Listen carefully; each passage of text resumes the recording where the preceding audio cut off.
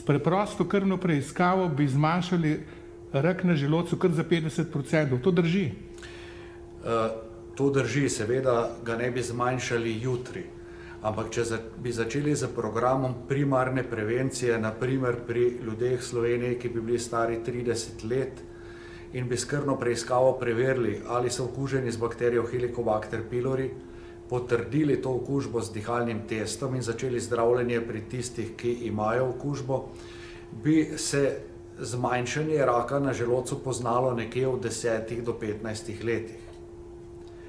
Po sedanjih podatkih, ki jih imamo iz raziskav, predvsem narejenih v Aziji, bi zmanjšali najmanj za 50% pojavnost raka.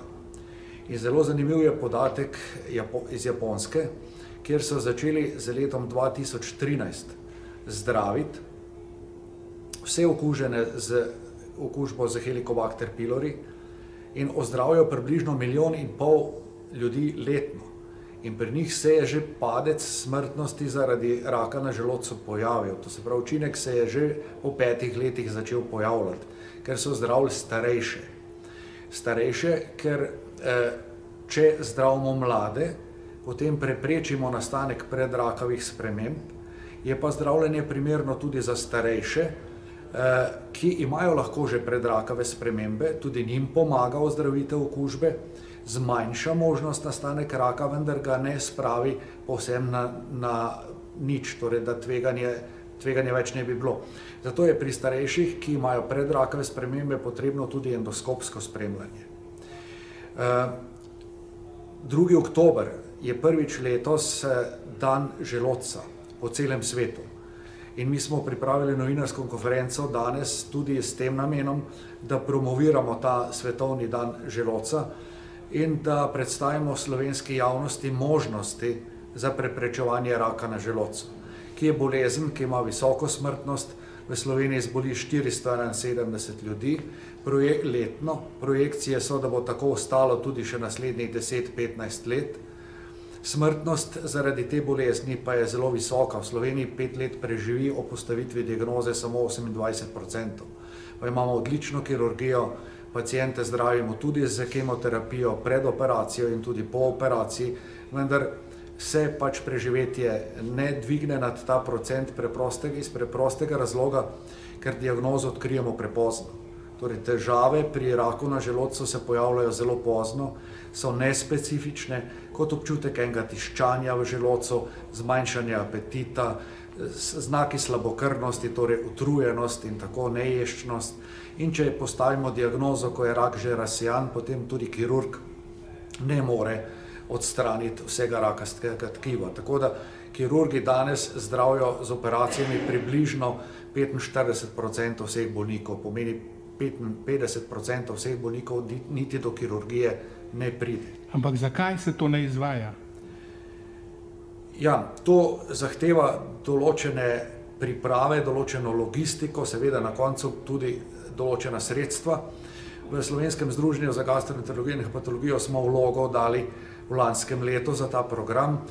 Maja meseca lani ga je potrdil razširjen strokovni kolegij internističnih strok in od maja lansko leto čaka ta program na obravnavo na zdravstvenem svetu.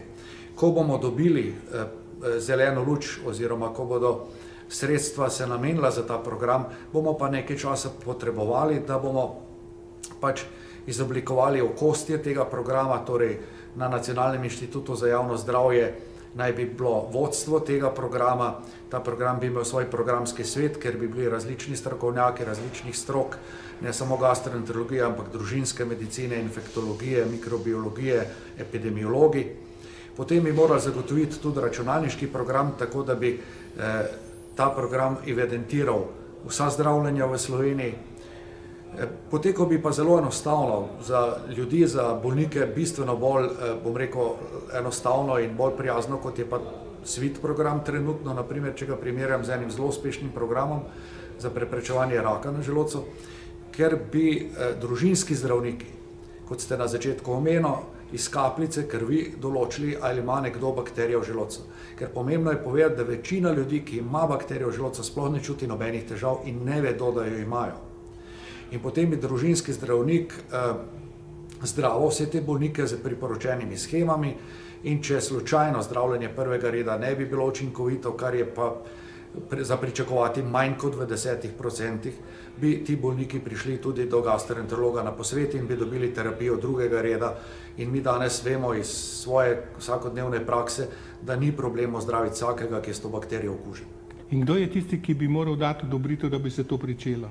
Ja, najprej mora zdravstveni svet dati soglasje, pričakujemo, da ga bo dal, nato pa mora minister dati temu programu zeleno luč, ker pač za njega je treba nameniti določena sredstva in potem bi stroka organizirala ta program in v kakšnem letu, dveh bi verjetno s tem programom lahko začeli.